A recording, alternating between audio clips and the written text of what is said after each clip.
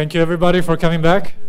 I think we're ready for our next panel. Before I forget, you find a couple of items on your tables earlier this morning and right now. The first one, which was titled Bigger Data for Better Healthcare, is a white paper that we, or I should say Sylvia, wrote in partnership with Intel. And it's clearly about big data, and it's about the various use cases that we see emerging. Some of them, actually, we discussed earlier this morning with the very first panel. And the second item you have on your table right now is actually an announcement of another white paper that is focusing on healthier cities, so looking at the ecosystem within the smart city concept, if you will. So I encourage you to take a look at those, and please come back to us if you have questions and feedback and anything else to comment on. So without further ado, let me introduce the next panel. The next panel is going to be about industrialization and patient-centered care. Can they really happen together? We've heard from Professor Amelung this morning that actually the better quality hospitals are also those where costs are lower. So the dilemma between quality and hospital, is it a real one or not?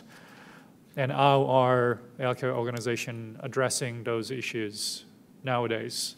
Let me introduce Scott Lundstrom, Global Vice President for IDC Health Insights. He will be moderating the panel. Thank you, Scott.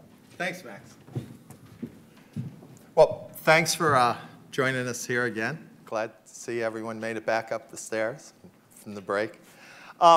So tonight, or this afternoon, I'm sorry, jet lag here.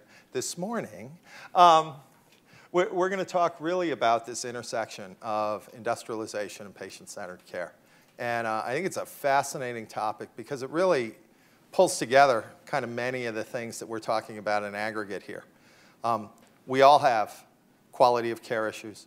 We all have cost management issues.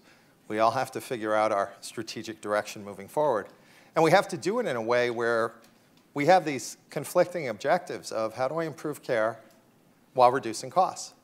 Kind of back to the Switzerland dilemma.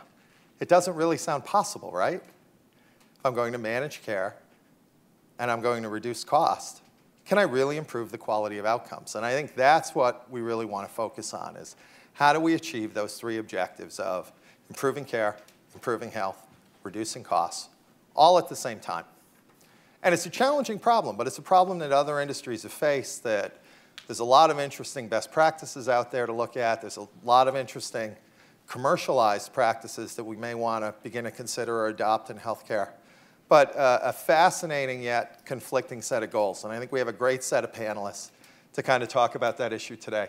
So joining us today, James Norman from Royal Liverpool, Director of I'm sorry, IMNT. Information Management.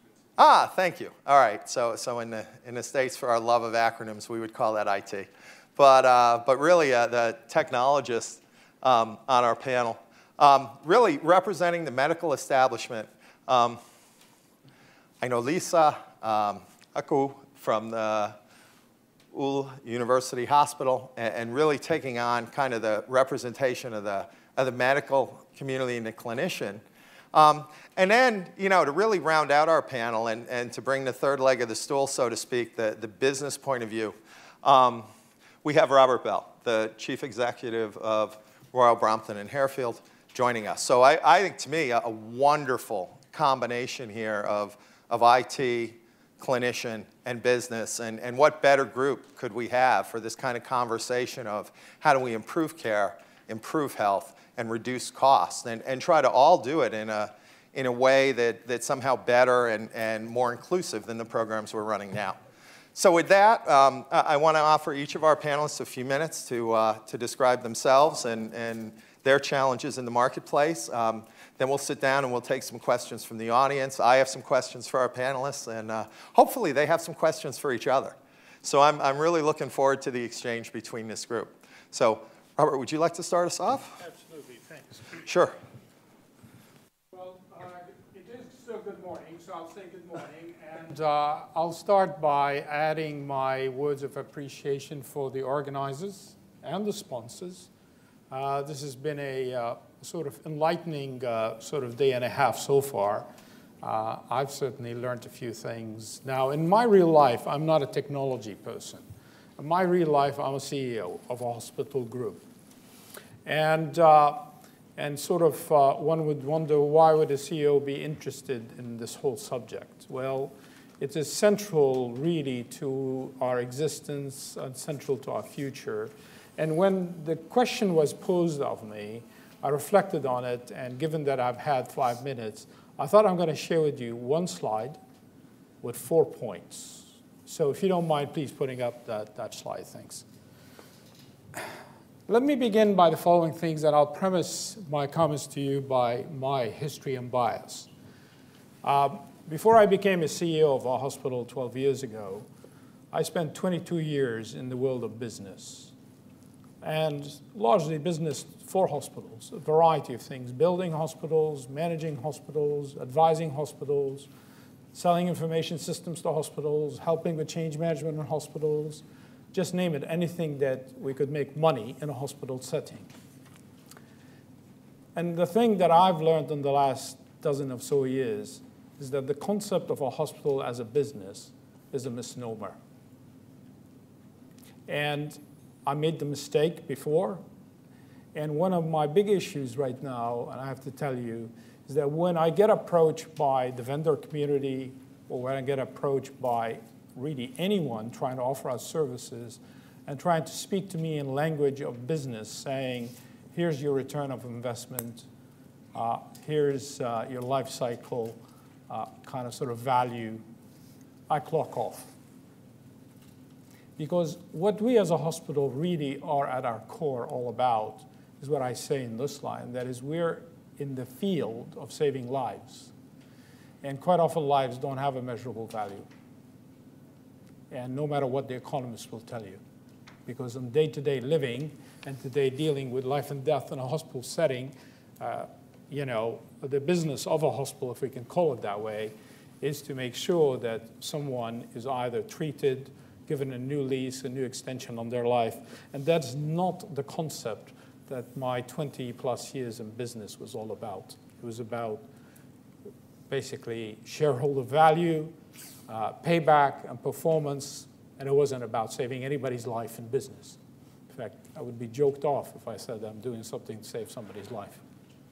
So there is a dichotomy, there is a dilemma between the, let's call it the business community and the hospital community, and unless this is reconciled, I think the two are still two ships sailing in different directions and don't really come together. But I'll be pleased to take questions about that. Second issue, and that is, as a chief executive of a hospital, the thing that keeps me awake at night is not cost performance and not whether I'm meeting targets. It is safety. Patient safety is at the root of everything we do and we decide. Who we appoint, who we hire, what buildings we use, what technology we adopt, what frameworks we utilize. The key issue that I look for is it's safe. Because we cannot afford in our setting to do something that causes an unsafe situation. Normally, most of the people who come to the hospital setting, they're very sick. Many of them are almost dying, and the last thing we want to do is do anything to them to get them worse. It does happen. I've seen it, and some of them have been scandals, but certainly for the well-run hospitals, we try to do our best to make sure that it doesn't happen. So patient safety is the key driver from a CEO perspective, not necessarily financial performance and meeting targets.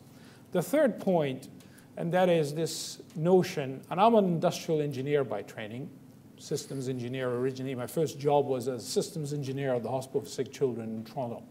So productivity, efficiency were kind of sort of ingrained in me as concepts of how I got professionally trained.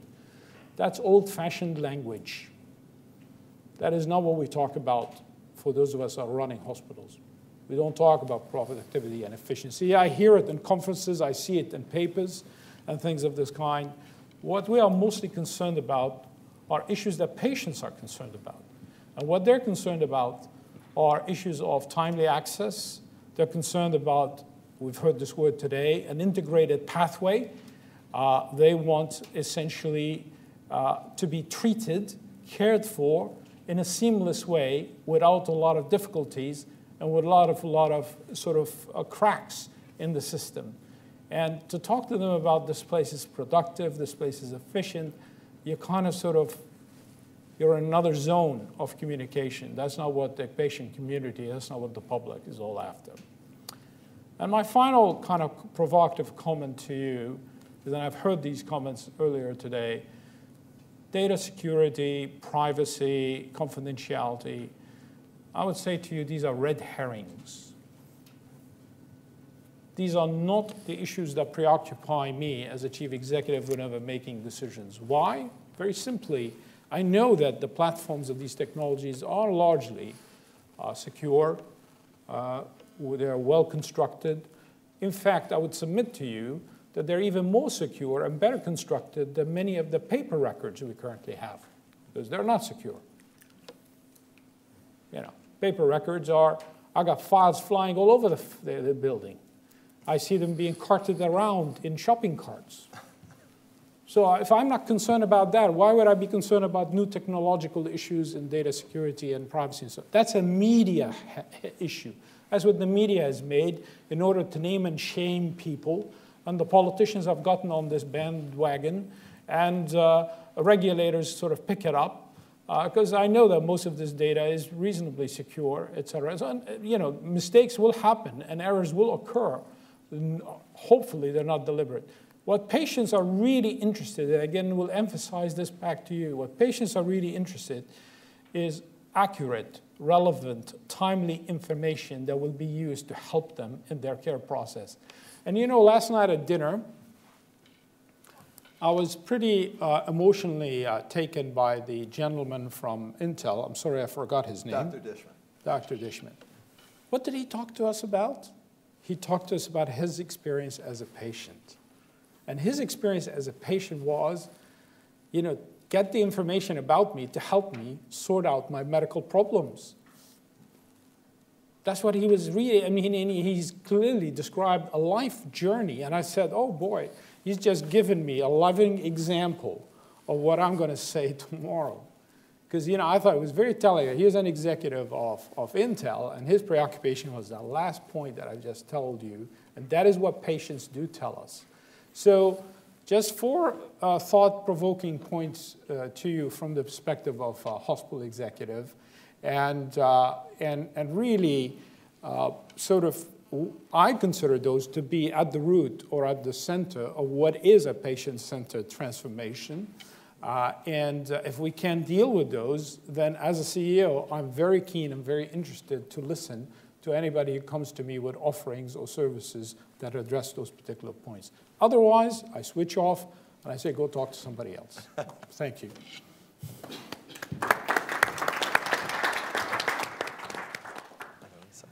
Okay. Go ahead.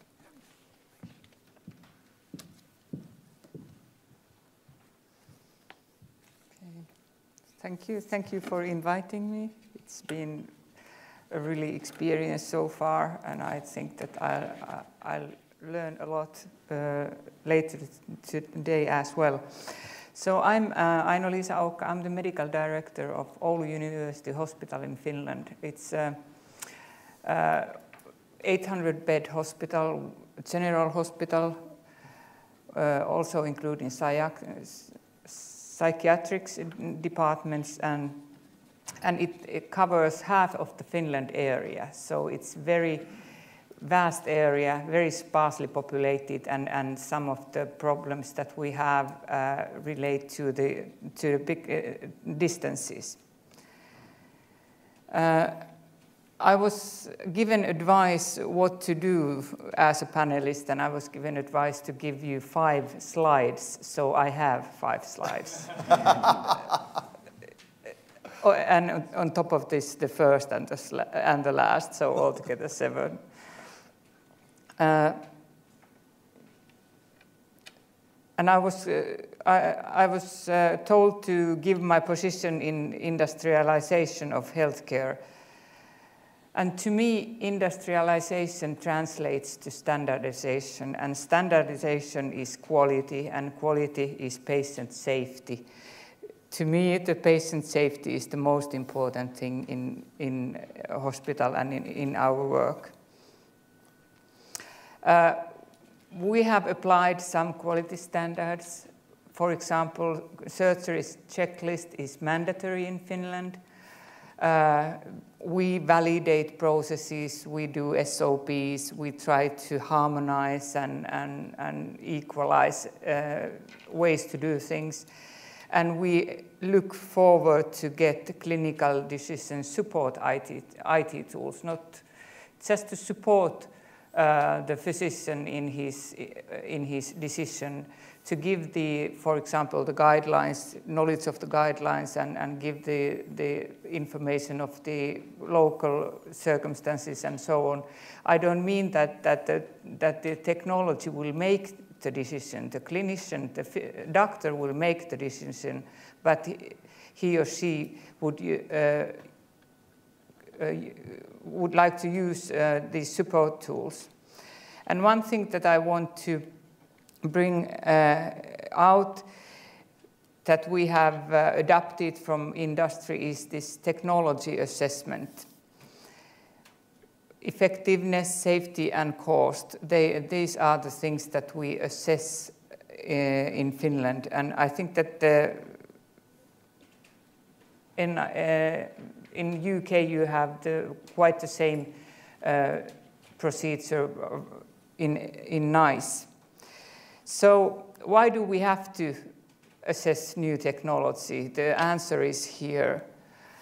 The development of medicine increases the cost 5% per year, and our resources increase 2.5% per year. This graph is some 20 years old, but it's still valid.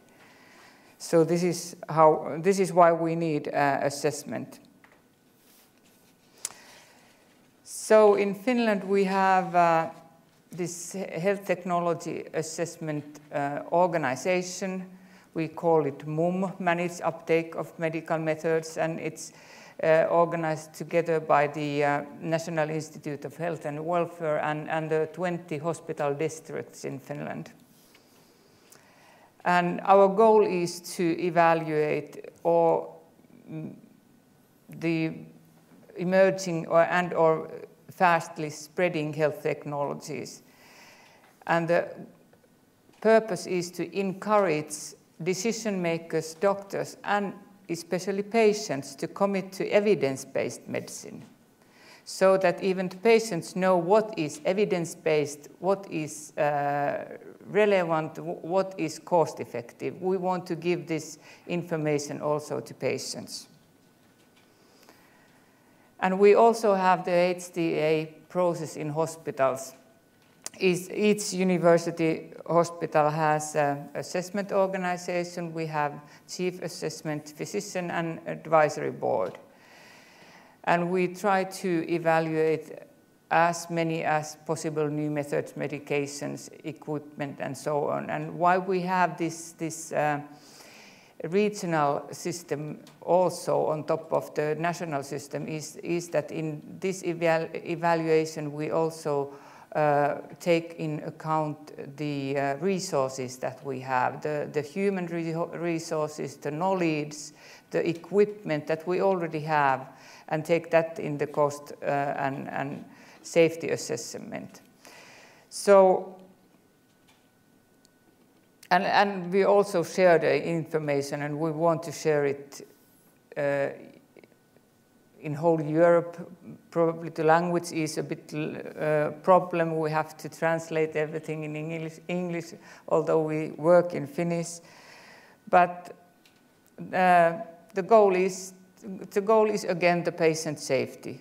We don't want to apply new methods that are not proven safety, and of course cost effectiveness is also included. And the patient equality is as important.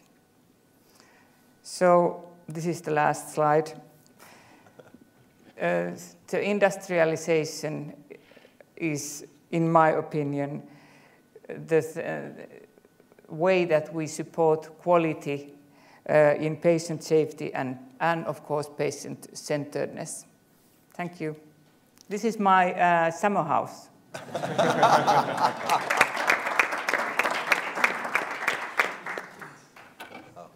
Nice house.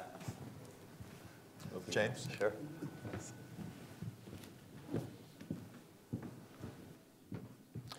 Hi. It's always a difficult one when you go last and you follow some eminent speakers. One of the things I thought when I was asked to present on industrialisation and patient-centred care, I thought, this is a concept that actually I don't think about in my day role, industrialisation and patient-centred care. Patient-centred, absolutely, but not industrialisation.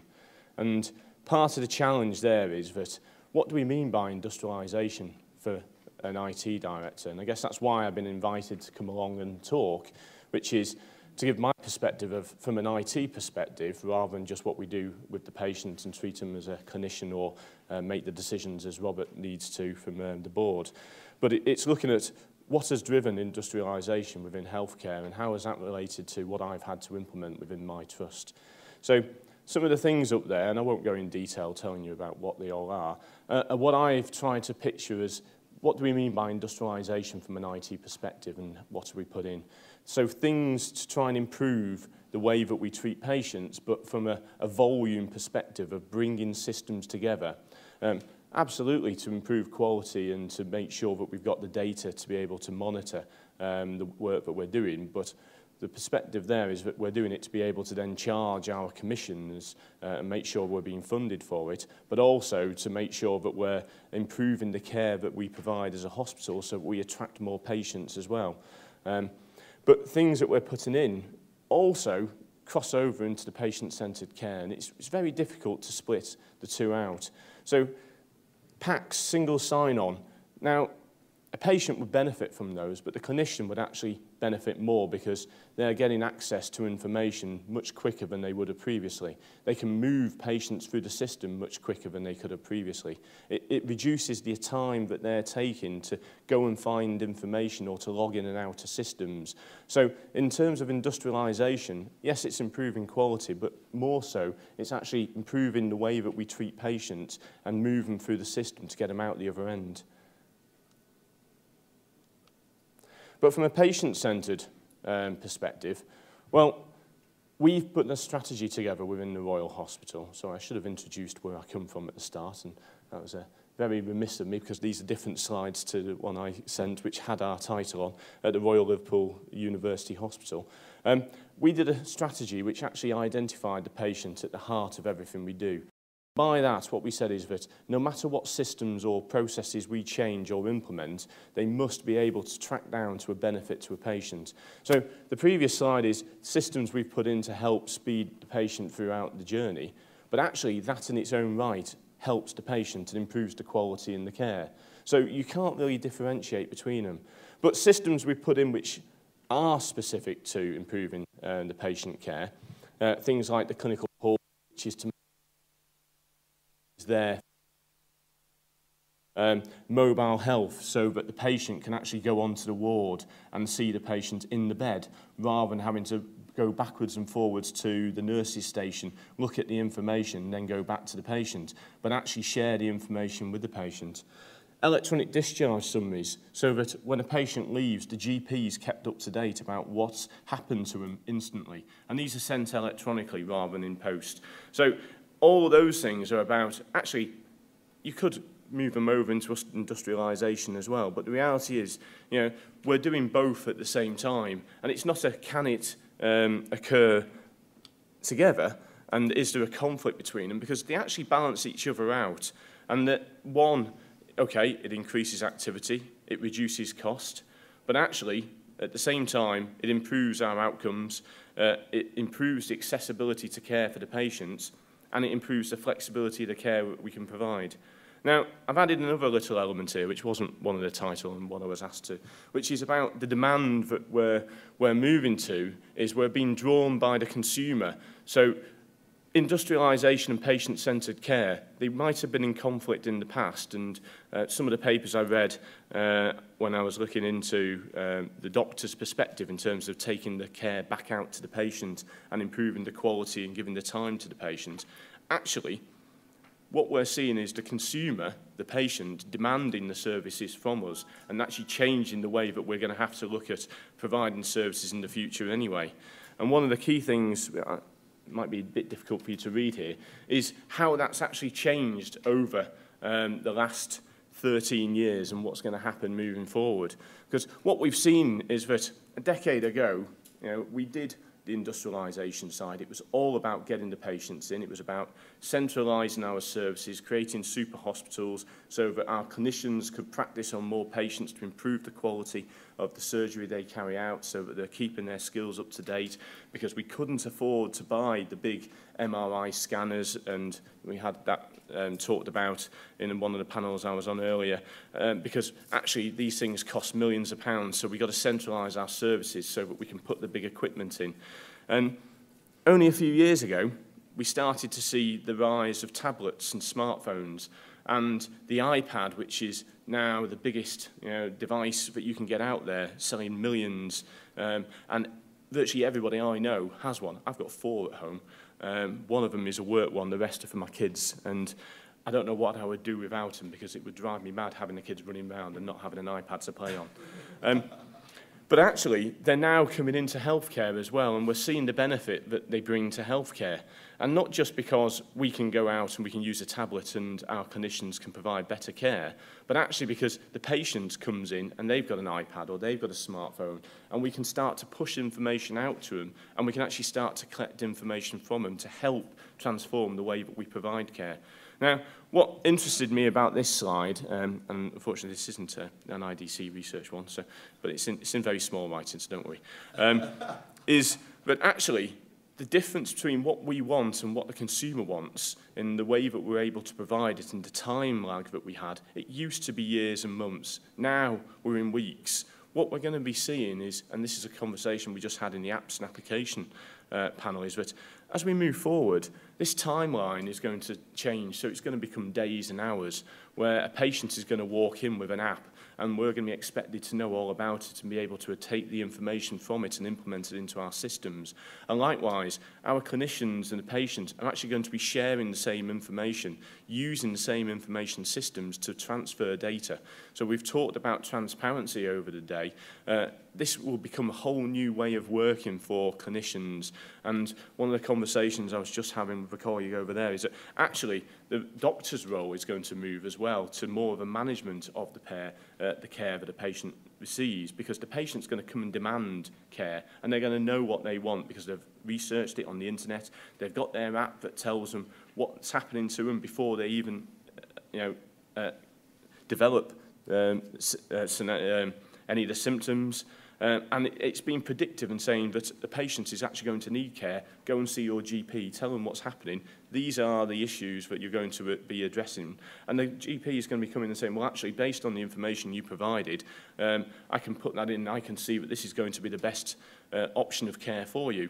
And you, as a patient, will be saying, well, actually, that doesn't suit me. And you start to have this interaction and you manage your own care. And that's coming. It's not light years away. And I know that the research is saying by 2020, but I'm actually seeing that happening now as a demand, and we're back in the weak side, but it won't be 2020. The technology adoption rate is happening so quick. One of the conversations we had in the apps one is it's probably going to be next year where we start to have this interaction between apps where they talk to each other. The year after, I would say, we will all be there. So 2015 is what I would be predicting, not 2020. So this issue of consumerisation is going to outweigh industrialisation, because the patient will be demanding what the care is. It won't be a case of patient-centric. The patient will be the one who controls, and we'll then be supporting the patient instead of the other way around. That's my take on it all. But that's the challenge for me. So I'm hoping you can all give me the answers, and part of the questions will be me asking you how I'm going to do it. So. Thank you, James. Thank you. Well, I have a few for our panelists, but I'll give you guys first shot. So why don't we take a few questions from the audience, if that would be all right? Yes, hang on just one sec. We'll bring a mic to you because they are recording today. Oh, right there. Yeah. Thank you very much. João de Deus from the European Association of Senior Hospital Physicians. I want to congratulate Mr. Robert Bell, but what you said, I fully agree with you. It's very grateful to hear that, what you said. Because from the point of view of European physicians, the electronic medical record, it's much more safe than the paper record. And the paper record, everyone has access to it. It's not safe anymore. And with other problem, when I receive a paper record and I see only my specialty, I cannot see the whole context of the patient. When I see electronic medical record in my hospital, I can see if the patients have different problems of other specialties, what medication is making. And so I can prescribe and I can have better patient safety on this. So I can fully agree with you. This problem, as you said, it's more a politician and media problem. It's much more safe to have electronic medical records. So I would like you to comment on this. Thank you very much. Well, I mean, that's a very easy comment. Look, obviously we agree, so that's the first comment. But I can tell you this. You know, one of the blessings or curses of being a chief executive of a hospital is that I practically get every email. And I get literally hundreds of them on a daily basis. One of the emails that is usual, I can count on it, there's probably some today, would be an email from somebody in the hospital sending in a broadcast email to somebody else looking for a particular medical file. File for patient so-and-so has been misplaced. Do you know where it is?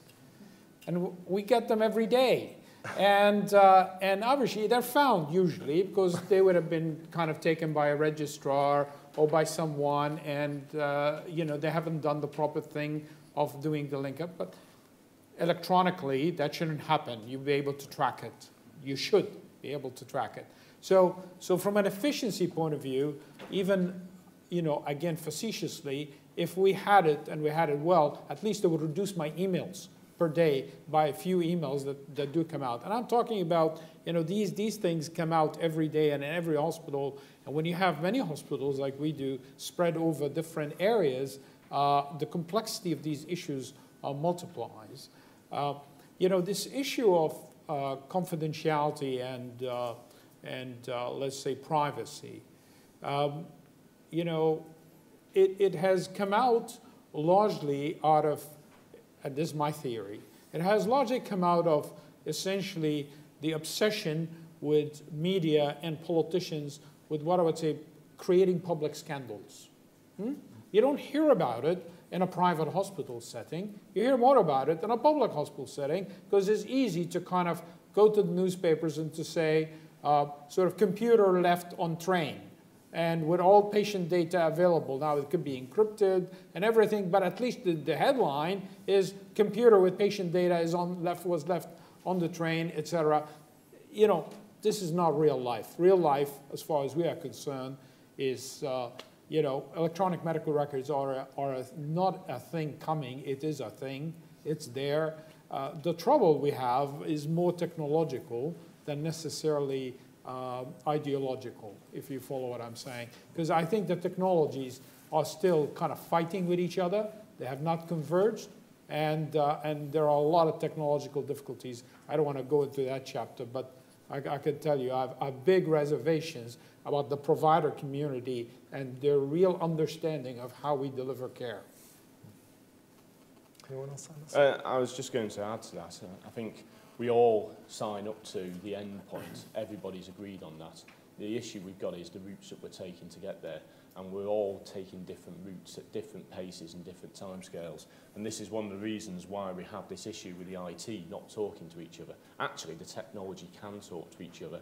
It's just that we all choose to use different technologies, and we're not happy with letting someone else's data come on our network or ours go onto theirs. We've introduced things like information governance, data protection, security, all the issues which actually in Robert's side, they're the red herrings and that they're barriers for us to actually provide care, and we need to break those down, because once we've got rid of those, the actual sharing of the data side, that becomes secondary. We can start to do that. We don't have to physically even transfer the data. We can put systems that can pull the data out of everybody else's systems without it moving and just make it available to the clinician. And that is happening now. The issue is still the information governance and data sharing. Yeah, but I mean, to his point, I don't believe the solution is with big brother government imposing it from top down. Tell me one place in the world where they have succeeded. They have failed miserably everywhere for a variety of reasons, because these have been ego games for power and not for creating really a proper information environment in which we are able to deliver care. And I don't want to go on about what happened in England. I think it's pretty well. Yeah. Well-known story. In our research, we actually have a topic that we talk about in the US that we call breach economics. And the cost of a breach, the cost of security has actually been codified in the regulations. This was done initially based on some studies that suggested that between 5 and 6% of all identity theft in the US was medical identity theft, that the medical record was the basis of the theft, not the financial record. And this created a lot of FUD and a lot of concern and was very controversial. Now, when you dig underneath that, what you find is that's overwhelmingly based on two types of human error that have nothing to do with IT. The first being the analyst that lacks any common sense and loads up a couple 100,000 records on a laptop so they can do some kind of statistical analysis, doesn't go to the trouble to de-identify or mask the data, and then leaves the laptop or the memory stick in the car, on the train, in the plane. So obviously a security failing in our organization, but not a breach of the IT environment or the EMR system. The other, and really the overwhelming source, was disposal of paper records improperly by retiring physicians. And physicians lead the trade. They closed their practice. Actually, in a case in my community, paid a reputable secure destruction company to come in and shred all the records. They instead decided it would be much easier to just haul and throw the boxes into a landfill where they were discovered by a citizen. And the full contents of this physician's office were simply placed in boxes in a landfill where anyone could access them. So what's happened in the States now is we've actually codified a cost to that. All right, if you're a supplier to a hospital, a payer, and you have a breach, there is an economic cost to that. And it's not driven by what data is disclosed, it's driven by the number of names. It's literally a per person notification fine. But the systems themselves don't seem to be the source of most of the spending and most of the problems here. It seems to be poor organizational and departmental policies around the use of these data outside of the systems. I think where we've gone and looked for real losses of identity information from an EMR system, we've found very few. There really is not the wealth of kind of hacking attacks on hospitals that we see on banks and financial institutions. They have happened, but they're not common. And I do think that, in general terms, this has really been probably overhyped. But security is, it's relatively straightforward, and now it's easy. Flip the bit that says encrypt. It's literally been reduced to that complexity. Encrypt your network traffic, encrypt your database, go to a single sign-on solution with some second or third factor, and chances are you have no problems, now or in the future. Yes, about the confidentiality of the electronic patient records, that's one thing, but what to me is more important is patient safety, so that the availability of the information is much better with electronic records than paper records. And especially now when the patient has the freedom of choice to choose the location of choose their doctor, choose their hospital, choose even the country. It's very important that we have these easily available electronic records. Another question from the audience? Yes, Sylvia.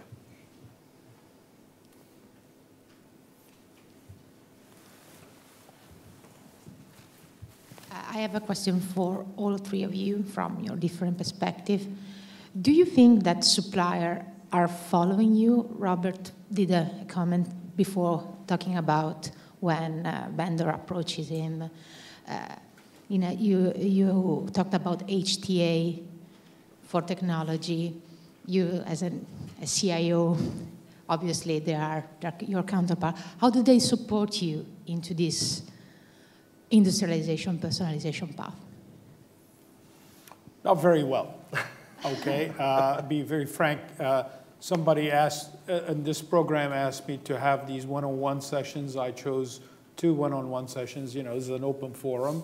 And I met with, I think, the representative from Intel and the representative from Microsoft. And my question to them on a one-on-one basis, but I'll put it in the public context, is that, for instance, the presentation that was made yesterday by Mark from, from Intel was very engaging and very inspiring in many respects.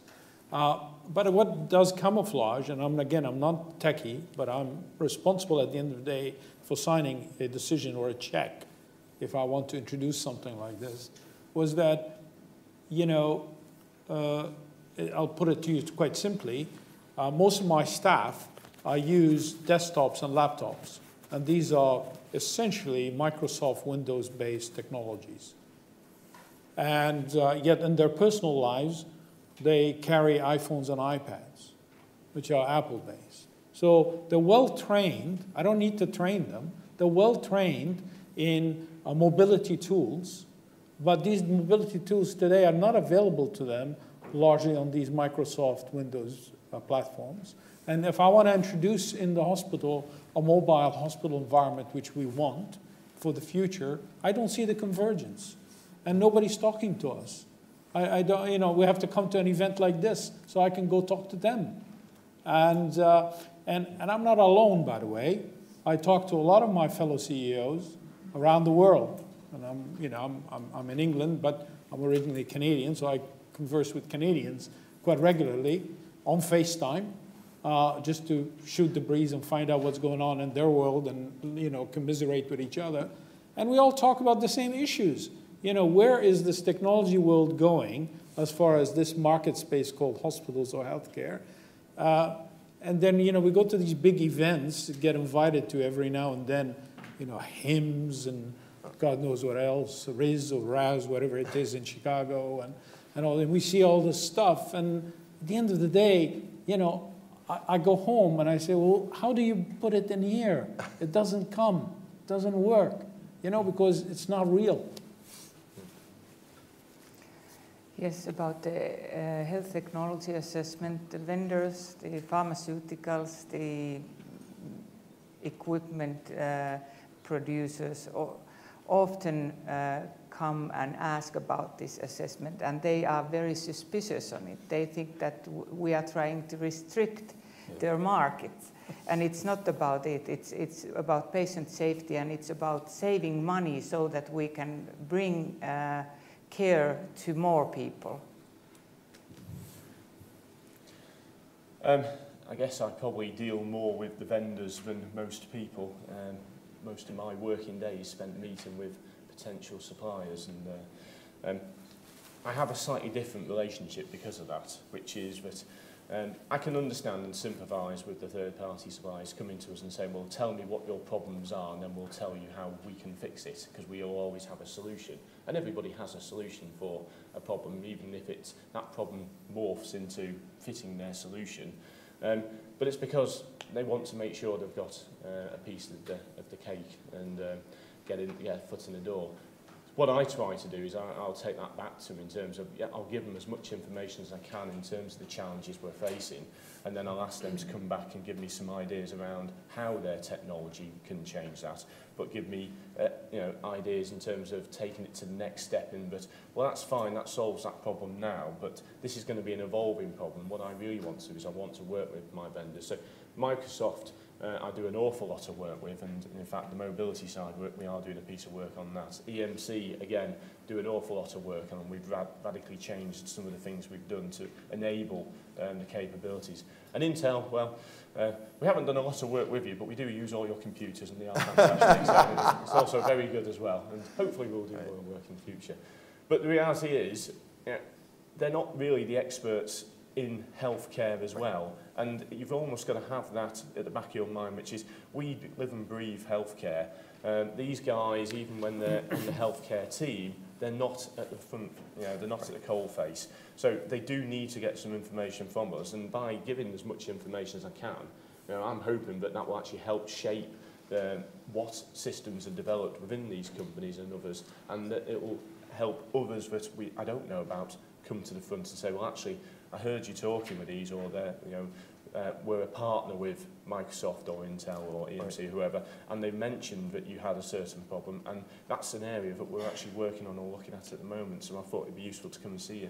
And it helps to expand my network and find out about new ways that I can introduce the technologies. Yeah, all of the large technology suppliers want to figure out how to communicate and relate to you better. I think healthcare has been a challenge for them. I think when we look at other industrialized markets, I think there's an investment in kind of understanding and being first to market with technology, and there's an element of that organization really designed to evaluate and stay on top of it. Aino-Liisa is one of the few people I've actually heard talk about that in the healthcare space, kind of an innovation tracking organization. And that really is how most commercial industries work. And I think in healthcare now, the large vendors have really struggled with the idea that I have to package for the market, I have to speak the vocabulary, I have to bring clinicians in to support kind of the sales and marketing process. And they are moving in that direction. They are making that investment. It's one of the reasons they sponsor events like this. But it is a challenging process for a technology vendor, and I do think they struggle with it. I had one quick question I wanted to ask our panelists. And I think in both the patient-centered space and in the industrialization space, I think often we see the intersection there being in analytics. And that analytics is something we're all struggling with. We really see analytics kind of moving to the core. And historically, analytics is something we bolted on. And we had, hundreds of these little data warehouses and Excel pivot tables and spreadsheets and Visual Basic apps and every other bit of nasty old reporting code you could think of. And we surrounded all our systems with this. And now, I like to characterize some of the pain we're going through as we're actually turning our IT organizations inside out. Okay, and we're forcing them to move analytics into the platform, into the core. With things like big data, with things like this idea of a next best action for a clinician or a patient. And I wondered what your experience has been with that and how you're kind of prioritizing analytics in your overall investment. Yeah, I mean, I think I understand your premise. I have here sort of one of our ICU doctors who's also chairman of our IT committee at the Trust. I'm a big believer, and we run, for instance, several intensive care units inside our hospitals. Not one, several. You could say that 20% of our activity is in intensive care because of the specialty nature of our hospitals. And my challenge to these clinicians is that the future cannot be in building more and more intensive care units and intensive care beds. We have to defer, and we have to change the way we are running and managing. How do we watch out of those sickest patients in those hospitals, keeping in mind the safety equation? Now, there's some, and this is a long way to come on your analytics issue, but I'll illustrate that. So there's, the new advent of EICUs, essentially central command and control intensive care units that would run ICU units in multiple locations, either in the same building or in various buildings, with a central command and control intensive care team that can only function if there are analytical databases monitoring those patients on an instantaneous basis, being fed into systems to give predictive abilities to these clinicians to direct and understand what to do with patient X, patient B, patient Z in various locations. So analytics today do exist. We just sort of haven't necessarily dispersed them in the way that they ought to be, say, the way they've been done, say, in electronic banking or in banking in general, or things like that. But I think it's coming, and I think it's happening. I think you can see that the early take-ups of these things have largely been in the United States, and Europe has been a lagger in that space. But I think this is coming, and coming fast, and in sort of a matter of probably 1 to 2 years, not longer.